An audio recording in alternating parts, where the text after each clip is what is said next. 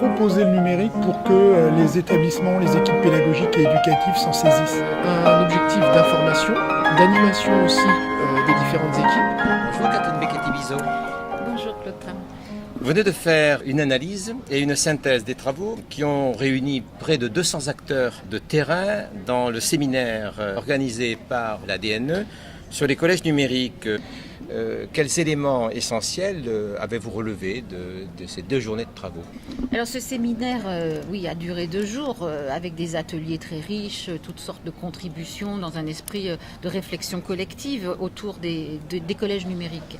Donc c'est difficile de résumer en quelques mots, mais moi ce qui m'a semblé intéressant, c'est que d'abord on est aujourd'hui dans une réflexion sur l'accompagnement du changement. On ne remet plus en cause ce changement par le numérique, mais on essaie de trouver les meilleures conditions et les meilleurs outils pour l'accompagner à tous les niveaux, au niveau des enseignants, des élèves bien sûr, mais des enseignants, des chefs d'établissement, des cadres de l'éducation, et de trouver à la fois des méthodes, des outils, des situations dans lesquelles on peut faire en sorte que ce changement ne soit pas vécu comme imposé, mais comme bénéfique à l'ensemble du système éducatif et accompagné.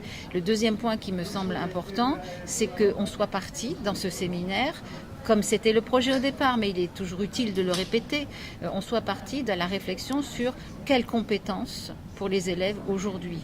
Comment les transmettre, et pour se rendre compte qu'on ne transmet pas des compétences, mais qu'on les construit à l'intérieur d'un scénario d'apprentissage, et que ce qui compte, c'est ce que les élèves apprennent à l'école. Et donc on a reposé cette question qui est la question centrale de toute politique éducative, c'est qu'est-ce qu'aujourd'hui, dans ce monde numérique, dans cette société et cette culture numérique, que doivent apprendre les élèves? Que faut-il que les élèves apprennent? Non pas quel contenu de savoir il faut leur transmettre, même s'il faut leur transmettre des savoirs, mais que doivent-ils apprendre et comment doivent-ils apprendre aujourd'hui? Ça me paraît vraiment l'élément essentiel de ces 2 journées qui ont structuré ces 2 journées.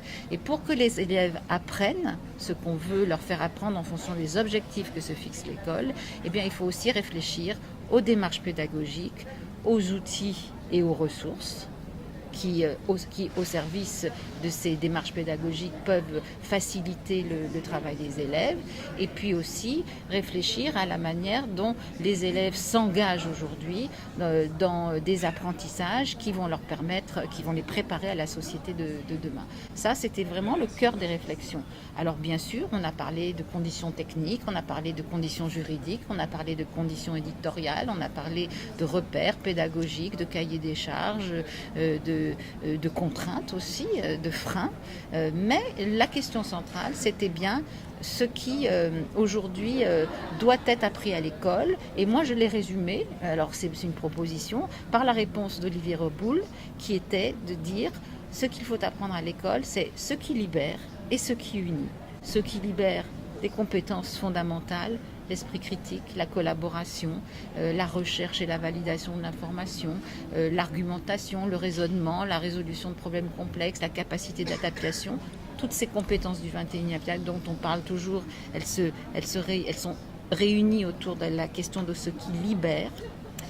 Et ce qui unit, ce sont toutes les compétences de collaboration, d'échange, de partage, d'entraide, de citoyenneté numérique. Ces compétences donc qui permettent d'aller de l'individuel au collectif et qui doivent structurer la manière d'enseigner aujourd'hui des enseignants, à mon avis. Merci beaucoup Catherine Becchetti-Bizot. Merci à vous.